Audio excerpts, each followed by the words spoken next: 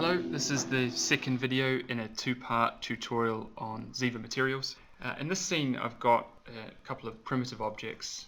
Here it's two bones and a tissue, and hopefully these objects are going to highlight the differences between different types of volume conservation in Ziva.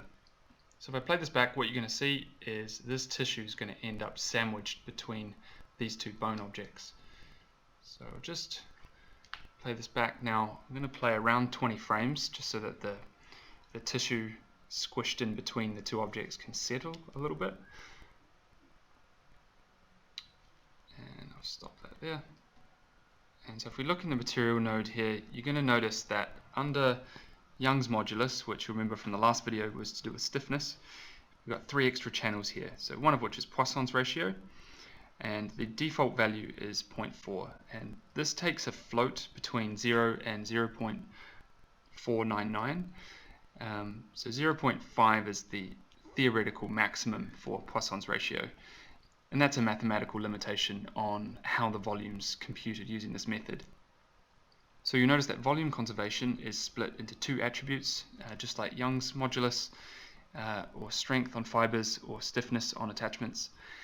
And by default, this value multiplies out to be 0. So a couple of things to note at this point. First of all, I've got a cache in the scene so I can scrub the timeline. If we use Maya to tell us the volume of this object, there's a command called compute polyset volume. It's just a standard Maya command. You can see that it's 545 units cubed. And if we go down to frame 20, and I run this command again with that object selected, you're going to see that it's all the way down to 410 units cubed. So that's quite a significant volume loss once the tissue is being compressed like that. If I were to set Poisson's ratio to its theoretical maximum of 0.499, I think is as high as you can set this, and clear the cache and play this back again.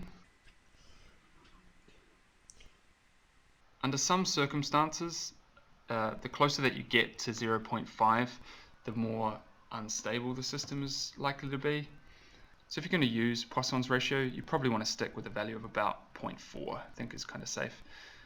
So if I scrub this down now and go to frame 20, and then I run compute polyset volume again, you're going to see it preserved a bit more volume, but we're still a way away from that initial value, which was over 500.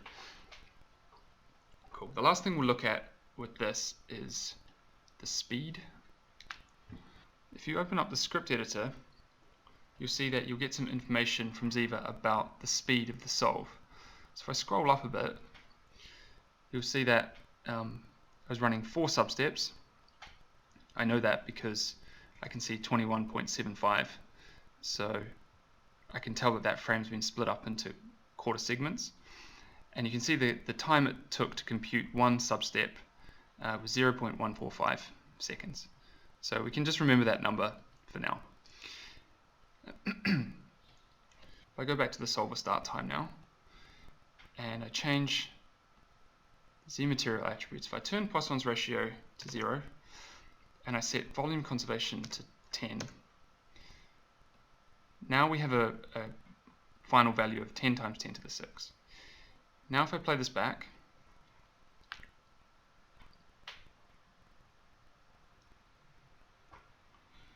I'll just go through and do 20 frames again.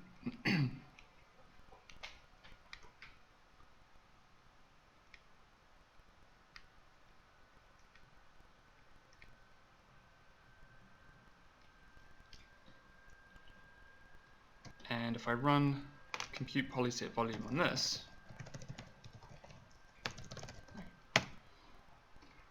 you'll see that we have a value of 543 units, which is very, very close, I think, to the original. If I go back to solver start frame, run this again, 545 units cubed. So very, very little volume loss when you're using this method. But you will note that the solve times are a little bit longer. So if I scroll up a bit here, you're going to see here on frame 19 0.75, the wall clock time was 0.34. And previously, when we were just using Poisson's ratio, the solve times were 0.14. And so a fairly significant hit in terms of solver speed, but a much more accurate volume conservation. So just to illustrate it, one more thing, what I'll do is duplicate the object on frame 20. I'll call it frame 20 volume conservation. And then I'll go back to the tissue and change this back. Leave that as it is. Play those 20 frames again. You can see it's much faster. I'll just let it get to frame 20, and then we'll be able to compare the results.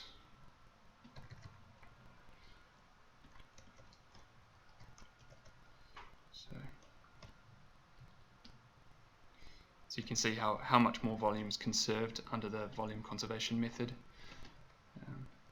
Jump out of there.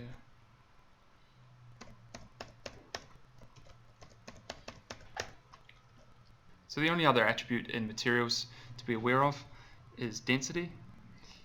And density really is pretty self-explanatory, so you can, mess around with this attribute if you want to get different effects. If you wanted to get something like a bowling ball, of course you'd increase the density quite a lot.